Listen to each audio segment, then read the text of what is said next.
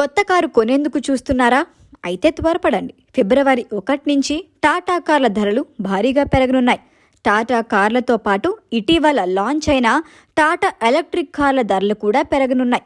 దీనికి సంబంధించి దేశీయ ఆటోమేకర్ టాటా మోటార్స్ ఒక ప్రకటనలో వెల్లడించింది. టాటా మోటార్స్ ఎలక్ట్రిక్ వాహనాలు సహా మొత్తం ప్యాసింజర్ వాహనాలపై సగటున 0.7% ధరలను పెంచుతున్నట్లు ఆ కంపెనీ ప్రకటించింది. వచ్చే నెల నుంచి కొత్త ధరలు అమల్లోకి రానున్నాయి. టాటా మోటార్స్ కంపెనీ ప్రస్తుతం పెరుగుతున్న ఇన్పుట్ ఖర్చులను ఆఫ్సెట్ చేయటమే లక్ష్యంగా పెట్టుకుంది. ప్రతి మోడల్కు సంబంధించి ఖచ్చితమైన ధర పెరుగుదలను వెల్లడించినప్పటికీ టాటా మోటార్స్ నిర్దిష్ట వేరియంట్ మోడల్పై ఆధారపడి 0.7% సగటు పెంపు ఉండనున్నట్లు కంపెనీ చెబుతోంది. దీని ప్రకారం టియాగో, నెక్సాన్, హారియర్, సఫారీ వంటి పాపులర్ టాటా మోడల్ ధరలు భారీగా పెరగనున్నాయి.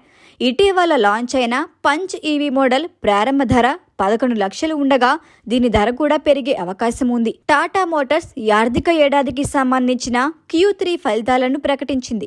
ఇందులో మొత్తం 9% పెరిగి 3,38,177 యూనిట్లుగా నమోదైంది.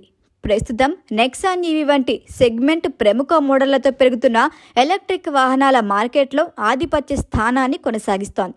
ఆటోమొబైల్ సంస్థలు తమపై ఉన్న ఆర్థిక భారాన్ని తగ్గించుకునేందుకు వాహనాల ధరలను పెంచుకుంటూ వెళ్తున్నాయి. కానీ అదేవిధంగా కస్టమర్లపైన భారీగానే భారం పడుతోంది. 2021 నుంచి అనేకసార్లు ప్రైస్ హైక్ తీసుకున్నాయి. అప్పటి నుంచి కస్టమర్లు ఎక్కువ వెచ్చించి సొంత కారు కలను నెరవేర్చుకోవాల్సి వస్తోంది.